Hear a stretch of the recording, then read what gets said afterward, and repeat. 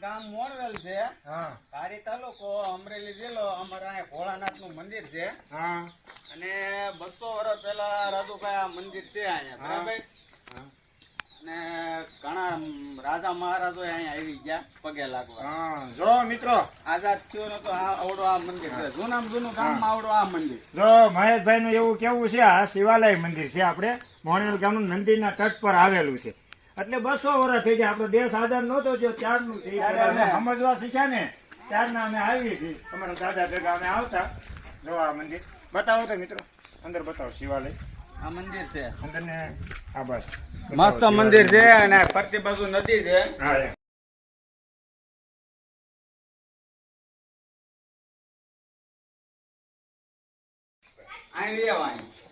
હા નદી કાંઠે આ કેળા કેળ છે, બહુ મોટી મસ્ત મસ્ત કેળા છે. નંદી નો ઘાટ બતાવો તો. આ જોરદાર કેળા છે. અને આ નંદી નો ઘાટ બતાવો. આને અમારા 12 મહિના હાલે, કોઈ દિવસ આ નદી બંધ નથી થઈ. નવા જણું પાણી ભેગું થાય. અમારા મહાદેવ ની કૃપા છે. જો આ નદી નું પાણી ક્યારે સુકાણું નથી.